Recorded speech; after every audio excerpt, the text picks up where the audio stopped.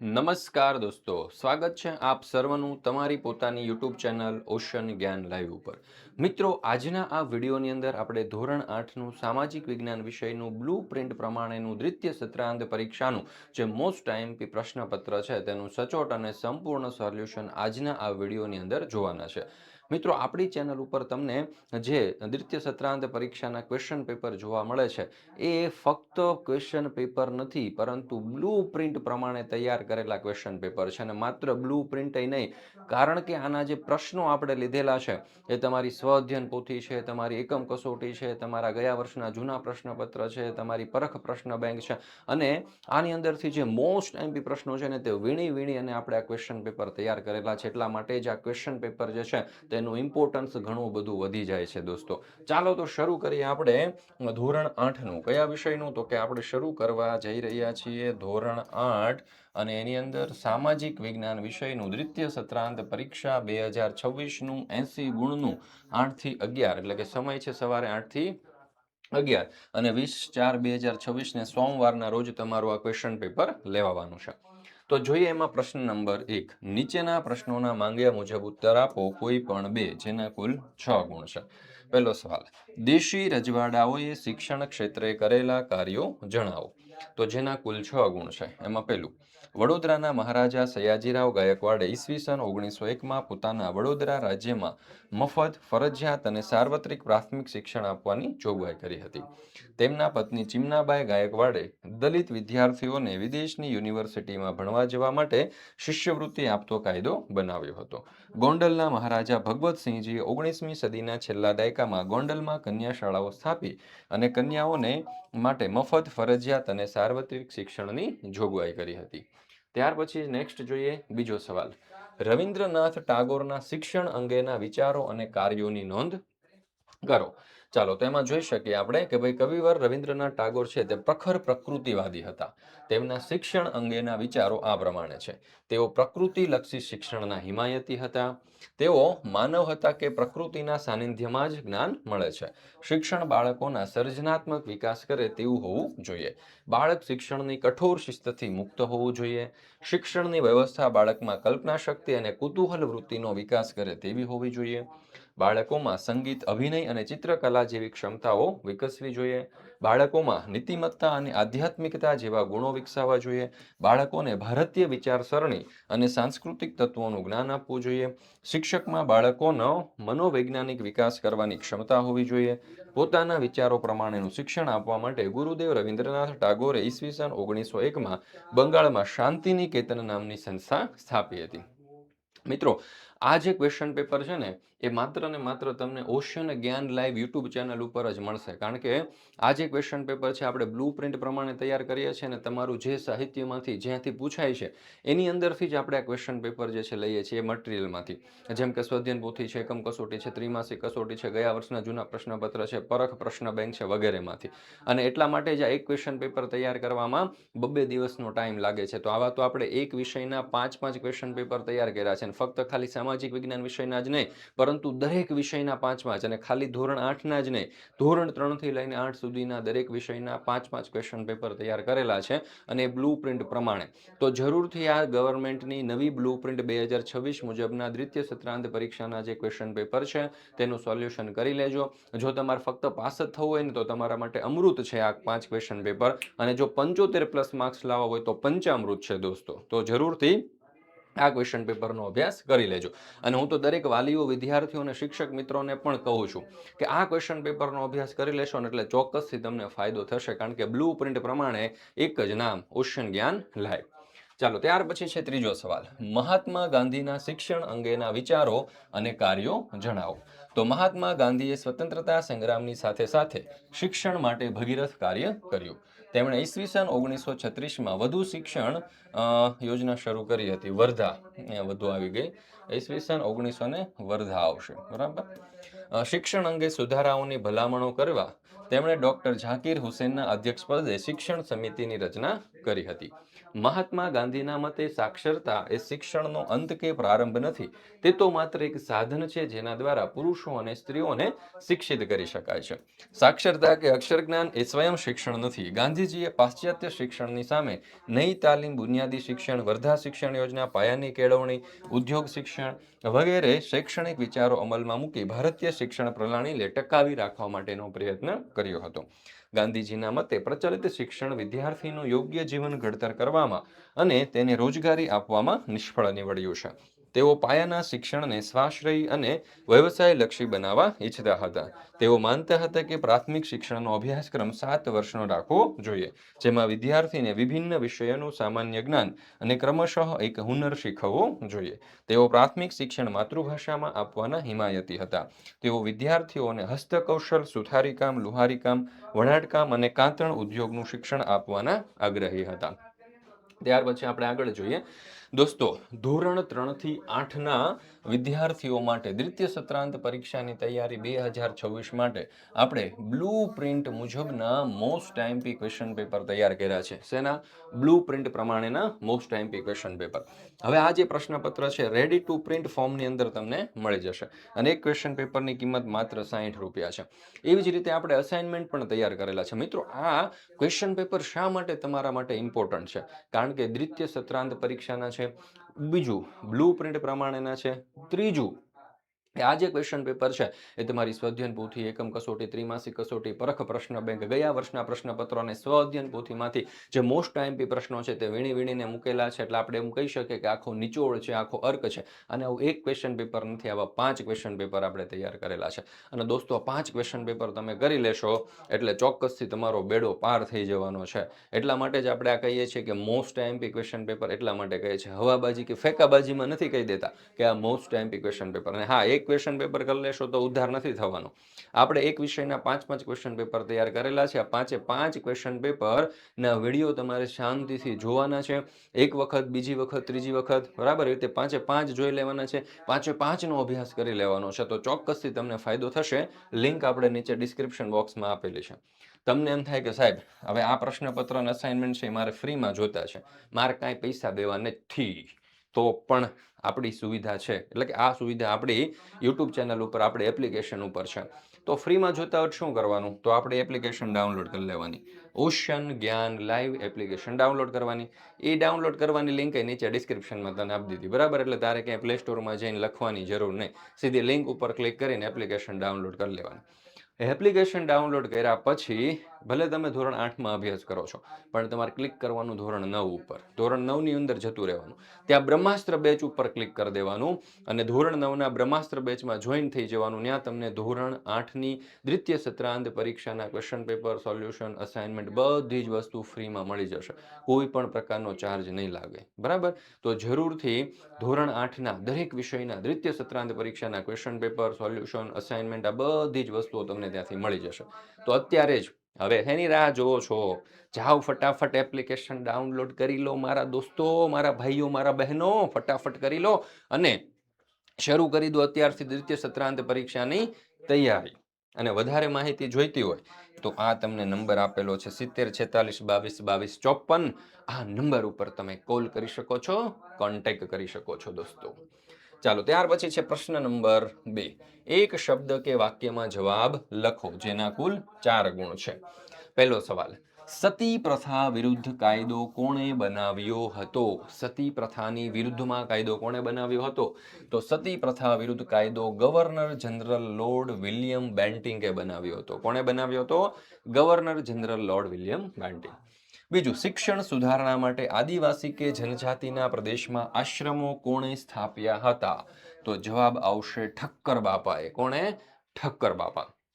ત્રીજું, ગુજરાતના કયા સમાજ સુધારકે એક વિધવા સાથે લગ્ન કરી દાખલો બેસાડ્યો? તો જવાબ શું આવશે? નર્મદ. જવાબ આપણો આવી જશે નર્મદ. ચોથું, સ્વામી વિવેકાનંદે માનવ સેવા અંગે કયું સૂત્ર આપ્યું હતું?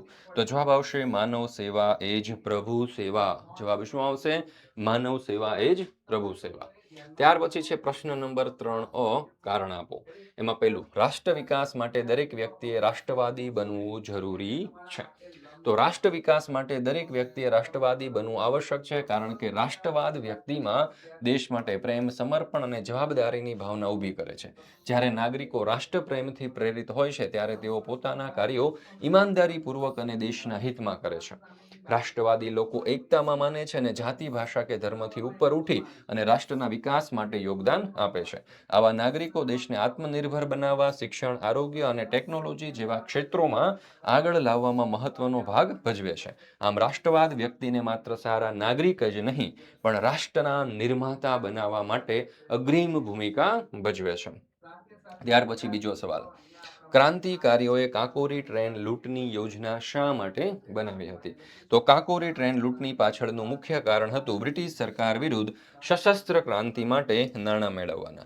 ક્રાંતિકારીઓને હથિયાર ખરીદવા અને સંસ્થાની પ્રવૃત્તિઓ ચલાવવા માટે પૈસાની જરૂર હતી અને તેમને લાગ્યું કે બ્રિટિશ સરકારના ખજાનામાંથી ચોરી કરવી એ નૈતિક રીતે યોગ્ય છે. આ ઘટના બ્રિટિશ શાસન વિરુદ્ધ અવાજ ઉઠાવવાનો અને જનજાગૃતિ ફેલાવવાનો પ્રયાસ પણ હતી.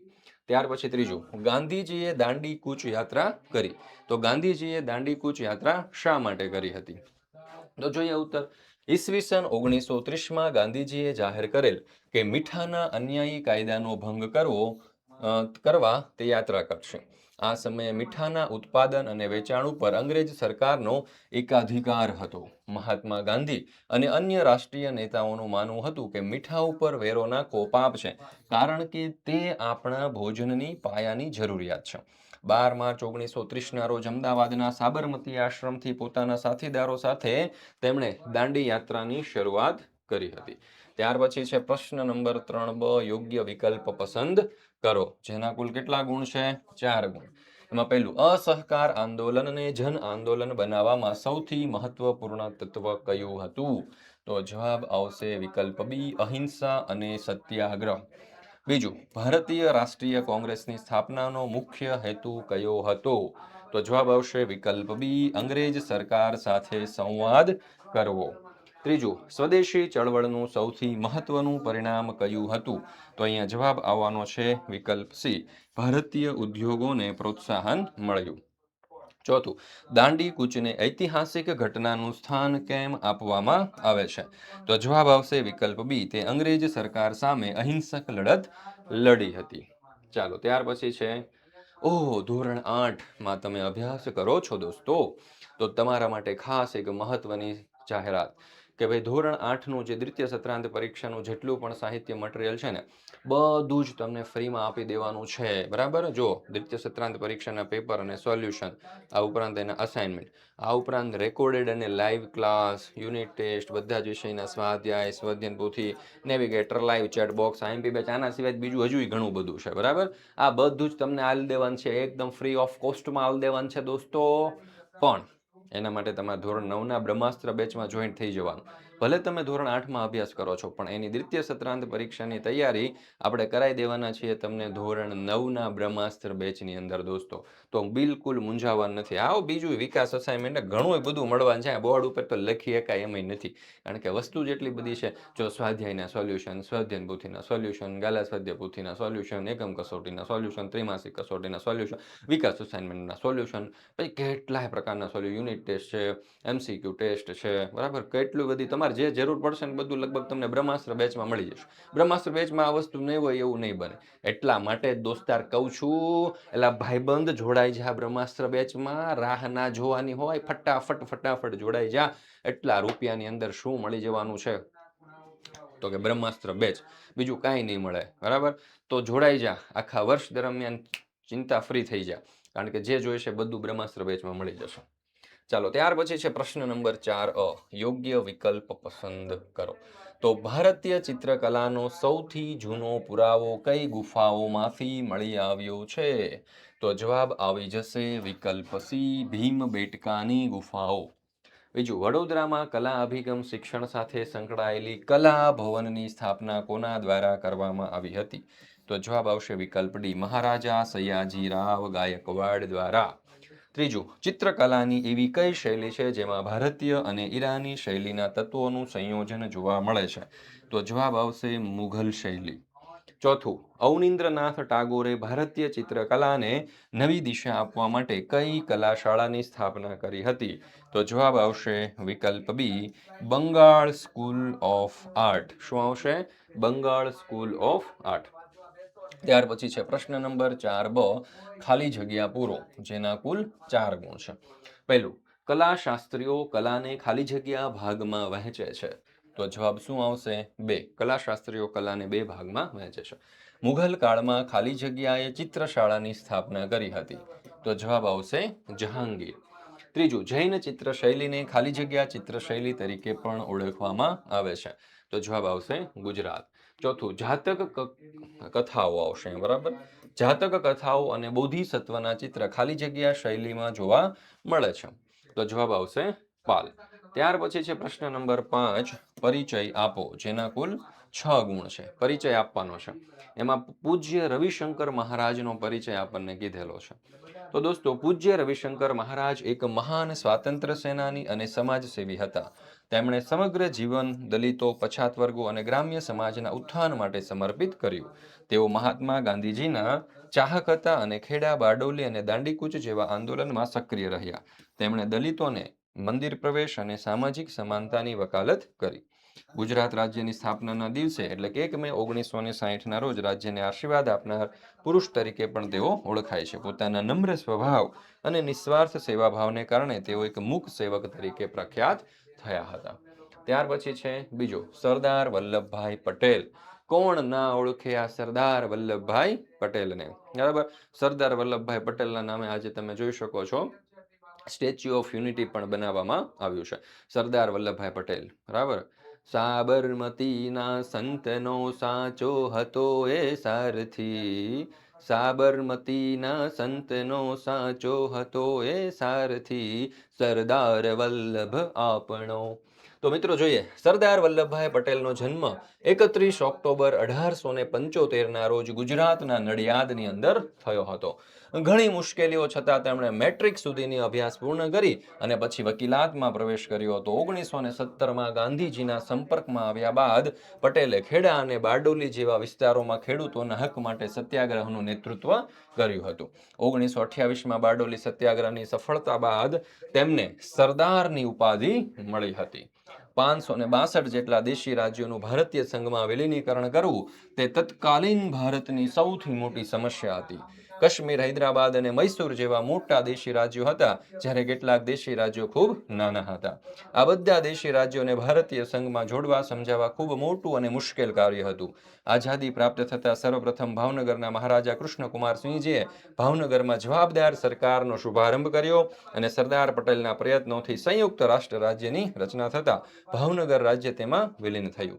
સૌરાષ્ટ્ર રાજ્યની આ ઘટનાને જવાહરલાલ નહેરુએ સમકાલીન ઇતિહાસનું સૌથી વિશેષ અને એક નોંધપાત્ર એકીકરણ ગણાવ્યું હતું.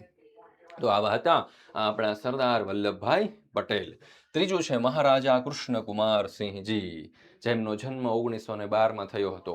પિતાના અવસાન પછી 1919ની અંદર માત્ર 7 વર્ષની ઉંમરે તેમણે ભાવનગરની ગાદી સંભાળી. તેમણે રાજકોટની રાજકુમાર કોલેજ અને ઇંગ્લેન્ડની હેરો સ્કૂલમાં અભ્યાસ કર્યો, જ્યાં તેમણે રમતગમત અને શિસ્તની અંદર રસ દાખવ્યો હતો.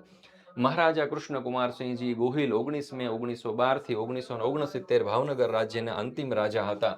તેમણે રાજવટના ભોગવિલાસથી દૂર રહી અને પ્રજા કલ્યાણ માટે પોતાનું જીવન સમર્પિત કર્યું હતું. 1931માં પુખ્ત વયે પહોંચ્યા બાદ તેમણે રાજ્યની જવાબદારી સંભાળી અને તેમણે 1948માં ભાવનગર રાજ્ય ભારત સંઘની અંદર વિલીન કર્યું અને પોતાની તમામ સંપત્તિ તુલસીપત્ર ઉપર લખી આપી, જે દેશ પ્રેમ અને ત્યાગનું ઉદાહરણ બન્યું. આ પછી તેઓ મદ્રાસ રાજ્યના ગવર્નર તરીકે નિમાયા, જ્યાં તેમણે માસિક ₹1 માનદ વેતન સ્વીકારી અને પ્રજા સેવાનો ઉત્તમ દાખલો રજૂ કર્યો. મહારાજા કૃષ્ણકુમારસિંહજીની દ્રઢતા, દ્રષ્ટિ અને પ્રજાવત્સલતા આજે પણ ભાવનગરની આત્મામાં જીવંત છે. તેમના જીવન અને કાર્યો પ્રેરણાદાયી છે અને તેઓ પ્રાંત સ્મરણીય રાજવી તરીકે યાદ કરવામાં આવે છે. ત્યાર પછી પ્રશ્ન નંબર 6, કાચા માલના આધારે ઉદ્યોગોનું વર્ગીકરણ કરો. કાગળ ઉદ્યોગ, સુતરાઉ કાપડ, ફર્નિચર, દૂધની બનાવટો, ચર્મ ઉદ્યોગ, શણ કાપડ વગેરે. તો એમાં કૃષિ આધારિત ઉદ્યોગમાં સુતરાઉ કાપડ અને શણ કાપડ, પશુ આધારિતમાં દૂધની બનાવટો અને ચર્મ ઉદ્યોગ, વન આધારિતમાં કાગળ ઉદ્યોગ અને ફર્નિચર. પ્રશ્ન નંબર 7 ટૂંકમાં જવાબ આપો. એમાં પહેલું, દક્ષિણ ગોળાર્ધ કરતા ઉત્તર ગોળાર્ધમાં વધુ વસ્તી વસવાટ કરે છે, કારણ આપો. તો દુનિયાના દક્ષિણ ગોળાર્ધ કરતા ઉત્તર ગોળાર્ધમાં ખૂબ વધારે વસ્તી વસે છે. વિશ્વની કુલ વસ્તીના લગભગ 3/4 કેટલા 3/4 લોકો એશિયા અને આફ્રિકા ખંડમાં વસવાટ કરે છે. વિશ્વની 60% વસ્તી ફક્ત 10 દેશોમાં વસવાટ કરે છે. એ દેશોમાં 360 કરોડથી વધારે લોકો વસવાટ કરે છે. ઉપરયુક્ત વિગતો પરથી સમજાય છે કે વિશ્વમાં વસ્તીનું વિતરણ ખૂબ અસમાન છે. બીજું, સાક્ષરતા એટલે શું? ભારતનું સૌથી વધુ સાક્ષરતા ધરાવતું રાજ્ય કયું છે? તો 7 વર્ષ કે તેથી વધુ ઉંમરની કોઈ વ્યક્તિ એક ભાષા લખી વાંચી અને સમજી શકતી હોય તેને સાક્ષર કહેવામાં આવે છે. સાક્ષર વ્યક્તિઓની સંખ્યાનો દર સાક્ષરતા કહેવાય. ભારતનું સૌથી વધુ સાક્ષરતા ધરાવતું રાજ્ય કયું છે દોસ્તો? તો કે બિહાર છે. ત્યાર પછી છે પ્રશ્ન નંબર 7બ, યોગ્ય વિકલ્પ પસંદ કરો. એમાં પહેલું, ભારતમાં દર 10 વર્ષે વસ્તી ગણતરી થાય છે. તો છેલ્લી 2011ના વર્ષ પ્રમાણે ભારતની સરેરાશ વસ્તી ગીચતા કેટલી હતી? તો અહીંયા જવાબ આવશે વિકલ્પ સી, 375. બીજું, વિશ્વમાં સૌથી વધારે વસ્તી ગીચતા કયા પ્રદેશની અંદર છે? તો અહીંયા જવાબ આવશે વિકલ્પ ડી, દક્ષિણ પૂર્વ એશિયામાં. ત્રીજું, કોઈ પણ રાષ્ટ્રના વિકાસનો આધાર તેના સંસાધન હોય છે. તો રાષ્ટ્રનું સૌથી મોટું સંસાધન કોણ ગણાય છે? તો જવાબ આવશે વિકલ્પ સી, વસ્તી. ચોથું, વિશ્વમાં વધુ વસ્તી ધરાવતા પ્રદેશો અને વિસ્તારો આવેલા છે. તો નીચેના પૈકી કયો પ્રદેશ ગીચ વસ્તીનો વિસ્તાર ધરાવે છે? તો જવાબ આવશે દક્ષિણ પશ્ચિમ એશિયા. ત્યાર પછી પ્રશ્ન નંબર 8 ટૂંક નોંધ લખો કોઈ પણ બે જેના કુલ 6 ગુણ છે. પહેલું, આપત્તિના પ્રકારો જણાવી ટૂંકમાં સમજૂતી આપો. આપત્તિ વ્યવસ્થાપનના નિષ્ણાંતોએ આપત્તિઓના મુખ્ય બે પ્રકાર પાડ્યા છે: કુદરતી આપત્તિઓ અને માનવ સર્જિત આપત્તિ. અહીંયા તમે એનો આખો ચાર્ટ પણ જોઈ શકો છો. તો કુદરતી આપત્તિઓમાં જોઈએ તો પૂર, વાવાઝોડું, સુનામી, તીડ પ્રકોપ, દુકાળ, મહામારી, ભૂકંપ, જ્વાળામુખી, દાવાનળ, ભૂસ્ખલન. અહીંયા ભૂસ્ખલન આવશે. ભૂસ્ખલન કુદરતી આપત્તિઓના પાછા બે પ્રકાર. કુદરતી આપત્તિના પૂર્વ આગાહી કરી શકાય તેવી આપત્તિઓમાં પૂર, વાવાઝોડું, સુનામી, તીડ પ્રકોપ, દુકાળ, મહામારી. અને પૂર્વ આગાહી ન કરી શકાય તેવી આપત્તિઓમાં ભૂકંપ, જ્વાળામુખી, દાવાનળ, ભૂસ્ખલન. અહીંયા પાછું ભૂસ્ખલન વગેરે. માનવ સર્જિત આપત્તિઓમાં આગ, હુલ્લડ, બોમ્બ વિસ્ફોટ, ઔદ્યોગિક અકસ્માતો વગેરે. ત્યાર પછી છે બીજું, દાવાનળ એટલે શું? દાવાનળ માટે જવાબદાર કારણો જણાવો. દાવાનળ કોને કહીએ? જંગલો કે ઘાસ ભૂમિના વિસ્તારોમાં ફેલાતી ભયાનક અને વિનાશકારી આગને દાવાનળ કહે છે. જંગલોમાં એકવાર આગ શરૂ થયા પછી તે પવનની દિશામાં આગળ વધે છે. જંગલમાં ફૂંકાતી હવા તેમજ સૂકા પાંદડા અને ઘાસ તેને વધુ વિસ્તારમાં ફેલાવાય છે અને કેટલાક વૃક્ષોમાંથી કુદરતી રીતે ઝરતા ગુંદર જેવા જ્વલનશીલ પદાર્થોની આગ વિકરાળ સ્વરૂપ ધારણ કરે છે. દાવાનળની ઘટના માટે કુદરતી રીતે વીજળી પડવા સિવાયના કારણો માટે માનવ પ્રવૃત્તિ જ જવાબદાર છે. જેમ કે સળગતી બીડી કે સિગરેટનું બુઝાવ્યા વિના ફેંકવું, માલધારીઓએ કામચલાઉ બનાવેલા ચૂલા બેદરકારીથી ઓલવ્યા વિના જતા રહેવું, જંગલમાંથી પસાર થતા વીજળી કે ગેસની પાઇપલાઇનમાં અકસ્માત થવો, જંગલના વિસ્તારોમાં આવેલા પ્રવાસીઓ અને યાત્રિકોએ છોડી દીધેલી સળગતી ચીજવસ્તુઓ વગેરે. ત્રીજું, ભૂસ્ખલન એટલે શું? તેના માટે જવાબદાર કારણો જણાવો. ભૂસ્ખલન માટેના તો ભૂસ્ખલન એટલે ભૂમિનું ઘસી પડવું. ભૂસ્ખલનની ઘટના મુખ્યત્વે પર્વતીય ક્ષેત્રોમાં જોવા મળે છે. ભૂસ્ખલન માટે જવાબદાર બાબતો આ પ્રમાણે છે: ભૂકંપને લીધે પૃથ્વી સપાટી ઉપર થતી આકસ્મિક ધ્રુજારી, વાદળ ફાટવાની ઘટના, નદીના પૂર જેવી કુદરતી આપત્તિની અસરો, પર્વતીય વિસ્તારોમાં દારૂગોળો ફોડી અને કરાતી ખનિજોની ખનન પ્રવૃત્તિ, નિર્વિનીકરણ, જંગલોને નષ્ટ કરવાથી, પર્વતો કાપીને બનાવવા માર્ગો અને કુદરતી વહેતા વરસાદી પાણીના માર્ગમાં બાંધકામ કરીને અવરોધ ઊભો કરવો વગેરે. ચાલો ત્યાર પછી છે પ્રશ્ન નંબર 8બ, યોગ્ય વિકલ્પ પસંદ કરો જેના કુલ 6 ગુણ છે. પહેલું, નીચેનામાંથી કઈ આપત્તિ કુદરતી આપત્તિ છે? તો જવાબ શું આવશે? વિકલ્પ સી, પૂર. પૂર એ કુદરતી આપત્તિ છે. નીચેનામાંથી માનવ સર્જિત આપત્તિની નીચેનામાંથી કઈ કઈ છે? તો આપણો જવાબ શું આવશે? તો કે બોમ્બ વિસ્ફોટ. ત્રીજું, કઈ આપત્તિમાં પૂર્વ આગાહી કરી શકાય? તો જવાબ આવશે વાવાઝોડું. વાવાઝોડાને આપણે અગાઉથી આગાહી કરી શકીએ કે આવવાનું છે. નીચેના પૈકી કયા રોગ વિષાણુજન્ય રોગ છે?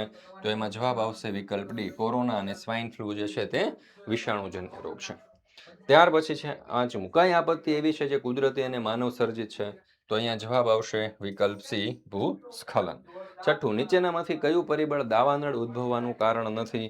તો જવાબ આવશે વિકલ્પ બી. શું? વિકલ્પ બી, ભૂમિનો ઉપરનો ભાગ નીચે તરફ ઘસી જવો. ત્યાર પછી છે પ્રશ્ન નંબર 9 ટૂંક નોંધ લખો કોઈ પણ બે. એમાં પેલું છે લોક અદાલત. તો વર્તમાન સમયમાં અદાલતોમાં કેસનો ભરાવો દિન પ્રતિદિન વધતો જાય છે. એ કેસોનું ભારણ ઘટાડવા માટે કાયદા વિભાગ દ્વારા લોક અદાલતોનું આયોજન કરવામાં આવ્યું છે. ગુજરાત કાનૂની સેવા સત્તામંડળ, ગુજરાત હાઈકોર્ટ, અમદાવાદ દ્વારા ગુજરાત રાજ્યના કેટલાક જિલ્લાઓમાં લોક અદાલતો સ્થાપવામાં આવી છે. અદાલતોમાં કેસ દાખલ કરવા માટે અથવા તો કોઈ પણ પ્રકારની કાર્યવાહી કરવા માટે કોર્ટ ફી રાખવામાં આવી નથી. લોક અદાલતો દ્વારા વર્ષથી વિલંબમાં પડેલા કેસોનો ઝડપી અને બિનખર્ચાળ નિકાલ લાવી શકાય છે.